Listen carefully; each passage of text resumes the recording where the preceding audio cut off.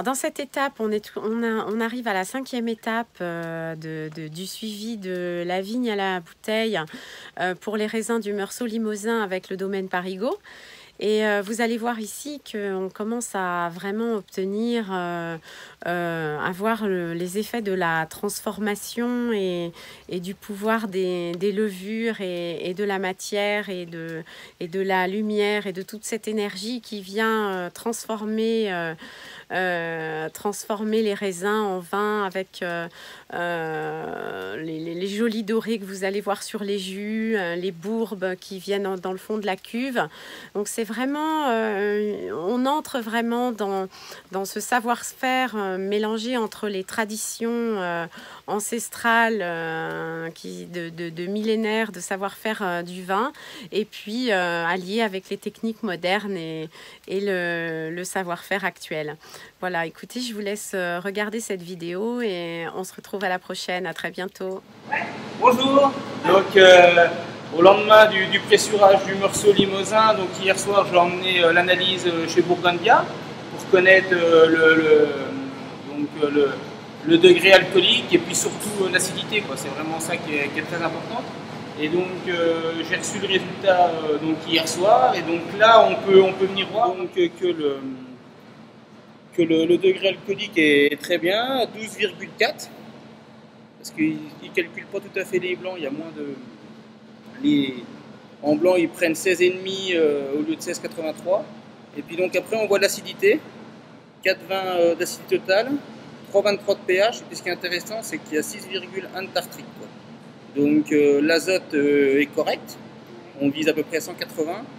Donc ça veut dire que là, pour l'instant, c'est bien parti pour faire une fermentation alcoolique. Et puis la chance que j'ai sur cette vigne-là, je ne sais pas si ça arrivera sur toutes les parcelles, eh ben, c'est qu'on a un très très bel équilibre. Ce qui est intéressant, bon, il n'y a pas énormément d'acidité totale, mais c'est quand même, pour l'année, c'est déjà très bien. Et ce qui est intéressant, c'est quand même 6,1 de tartrique. Donc là, 12,4, ça fait donc... 6,1 de tartrique, ça va, le fait que tu aies une quantité assez importante d'acide tartrique, en fait, ça va t'apporter quoi? Bah, c'est la colonne vertébrale du vin, hein. C'est ce qui va permettre de limiter quand même l'effet canicule sur le côté très solaire. Et puis donc on va aller déguster. On a donc commencé, on va bientôt commencer l'opération de débourbage, donc ça correspond à clarifier le vin.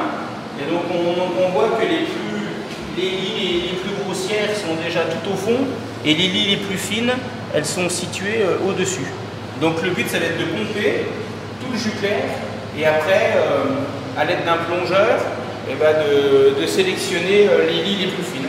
Alors après, le style suivant les vignerons, c'est soit on met beaucoup de lies, soit on n'en met pas du tout. Après, c'est un choix. Moi, personnellement, j'aime bien sélectionner le dessus des lies. Et puis après, pour aussi éviter que le vin soit trop dépouillé, il faut aussi que les lies aient un petit peu à manger, quoi. Donc là, on va servir. Donc on voit qu'en limitant la trituration, en limitant aussi comment l'herbéchage, on obtient quand même des jus déjà avec une très très belle pureté, une belle limpidité. Tu peux expliquer ce que tu appelles le rebêchage? Bah, le fait de rebêcher, c'est aussi de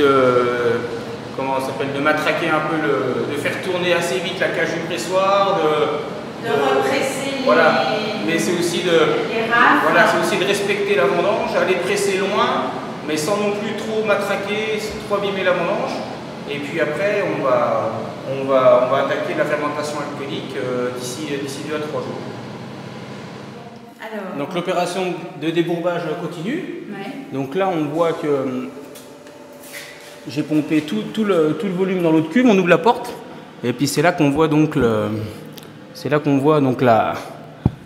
les bourbes, quoi. On sent le SO2 un petit peu, donc ça veut dire. Et donc là, on voit la partie un petit peu lie qui est au fond. Ouais. Et donc en fait, moi, avec mon plongeur, je vais donc prendre le meilleur des lies. Et donc le reste, après, ça partira à la distillerie. Voilà. Et comment tu vas voir? Tu prends vraiment les la couleur, c'est...